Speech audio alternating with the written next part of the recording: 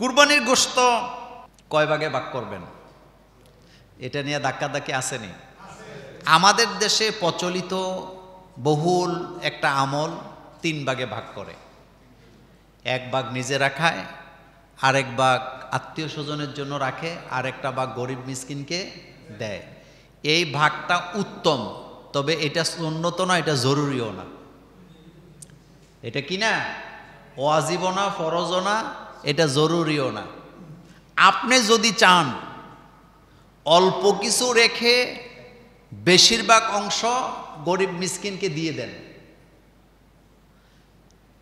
আবার আপনি যদি চান বেশি রেখে অল্প কিছু গরিবকে দিলেন, কিন্তু 3 ভাগ সমান সমান করেই দিতে হবে, এই কথা কোরআন হাদিসের কোথাও বলা হয় নাই। আপনি কম খাবেন বেশি দিবেন, অথবা বেশি খাবেন কম দিবেন, এতে কোনো গুনাহ কি নেই। কিন্তু মূল বিষয়টা হলো আল্লাহ পাক বলছেন ফাকুলু মিনহা, তোমরা এই কুরবানির গোশতগুলা খাও, কুরবানি থেকে তোমরা কি করো, খাও। ওয়া আতইমুল বাইস, এরপরে আল ফাকির, আল্লাহ পাক বলছেন তোমরা নিজেরা খাও, পরিবার পরিজনকে খাওয়াও, দুস্থ মানুষকে খাওয়াও, আরেকটা হলো আত্মীয় স্বজনকে খাওয়াও, আর কি মিসকিনকে তোমরা খাওয়াও। তাহলে এখানে 3টা কথা উল্লেখ আছে। আল্লাহ পাক প্রথমে বলছেন ফাকুলু মিনহা, তোমরা এর থেকে কি করো, খাও। এরপরে বলা হয়েছে বায়েস, আত্মীয় স্বজনকে খাওয়াও। এরপরে বলা হয়েছে ফকির মিসকিনকে খাওয়াও। কিন্তু সমান সমান ভাগ করতে হবে, এ কথা কোরআন হাদিসের কোথাও বলা হয় নাই। তাহলে আমরা জানলাম হয় কম খাবেন বেশি দিবেন, অথবা বেশি খাবেন কম দিবেন, কোনো সমস্যা নেই। তবে 3টা ভাগই যদি করেন, আপনার যদি এটা আত্মায় কুলায়, সাহসে কুলায় যে না আমি 3টা ভাগ করে 1 ভাগ নিজে খাবো, বাকি 1 ভাগ আত্মীয় স্বজনের বাড়িতে পাঠাবো, বাকি 1 ভাগ মিসকিন ফকিরকে দিব, তাহলে এটা হলো উত্তম। আপনি এটা করতে কি পারেন, কিন্তু করাটা বাধ্যতামূলক না। কুরবানির 10টি গুরুত্বপূর্ণ মর্যাদা আছে, বলেন কয়টা? 1 নাম্বার, রাসূল করিম সাল্লাল্লাহু আলাইহি ওয়াসাল্লাম কুরবানি করেছেন মদিনাতে যাওয়ার পর। যত বছর রাসূল জীবিত ছিলেন কোনো বছর রাসূল কুরবানি বাদ দেয় নাই। তাহলে বোঝা গেছে কুরবানিটা একটা গুরুত্বপূর্ণ ইবাদত। যাদের তৌফিক আছে তারা অবশ্যই কুরবানি করবেন। 2 নাম্বার, কুরবানি এটি হচ্ছে আল্লাহ পাকের একটা প্রিয় আমল, যার দ্বারা হযরত ইব্রাহিম আলাইহিস সালামকে পরীক্ষা করা হয়েছিল।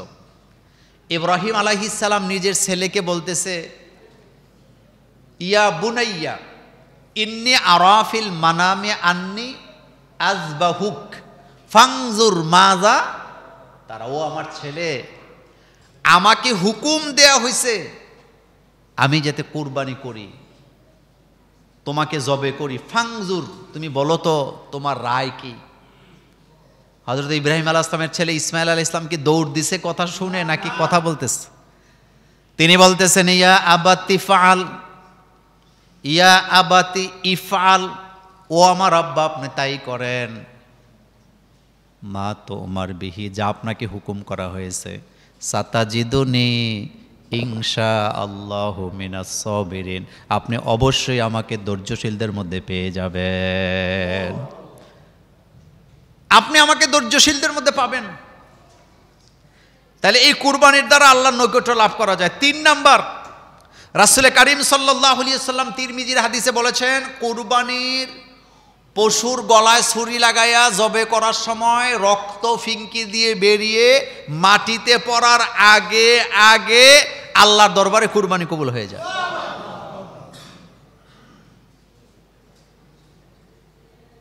আল্লাহ তাকে মাফ করে দেয়। 4 নাম্বার, কুরবানিটা হচ্ছে ইব্রাহিম আলাইহিস সালামের একটা গুরুত্বপূর্ণ সুন্নত। আমি ব্যাখ্যা দিতে পারবো না যেহেতু সময় নাই। 5 নাম্বার, রাসূল করিম সাল্লাল্লাহু আলাইহি ওয়াসাল্লাম ইবনে মাজায় বলেছেন কুরবানির পশুতে যত পশম থাকে কুরবানি দাতাকে প্রতি পশমের বিনিময়ে তাকে নেক দেওয়া হবে। এজন্য সুস্থ সবল গরু বকরি দেখে কুরবানি করবেন।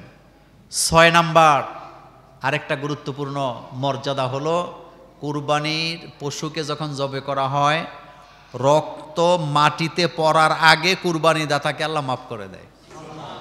কিন্তু কুরবানিটা হইতে হবে কার জন্য? 7 নাম্বার, প্রত্যেকটি রক্তের ফোঁটার বিনিময়ে আল্লাহ নেক দান করে। প্রত্যেকটি রক্তের ফোঁটার বিনিময়ে আল্লাহ কি দান করেন? 8 নাম্বার, রাসূল করিম সাল্লাল্লাহু আলাইহি সাল্লাম বলেছেন, এই যানবাহনে চড়ে কুরবানি দাতা ফুলছেরাত পার হয়ে চলে যাবে।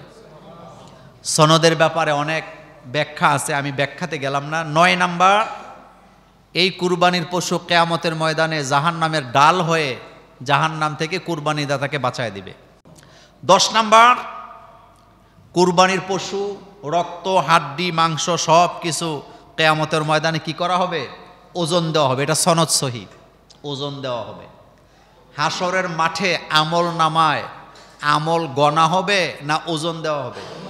বলেন, জোরে বলেন, কি দেওয়া হবে? ওজন। এটা মনে রাখবেন, ওজন দেওয়া, মাপা হবে। ফা আম্মা মান সাকুলাত মাওয়াজিনুহু ফাহুয়া ফি আইশাতির রাদিয়া ওয়া আম্মা মান খাফফাত মাওয়াজিনুহু ফা উম্মুহু হাবিয়া ওয়া মা আদরাকা মা হিয়া নারুন হামিয়া। ওজন দেওয়া হবে। জান্নাত জাহান্নামের ফয়সালা হবে একটা মাত্র নেক। বলেন কয়টা? একটা। আপনার আমল নামায় গুনার দপ্তরে আছে 49টা গুনাহ। কয়টা? কিন্তু নেকের পাল্লায় আছে 51টা।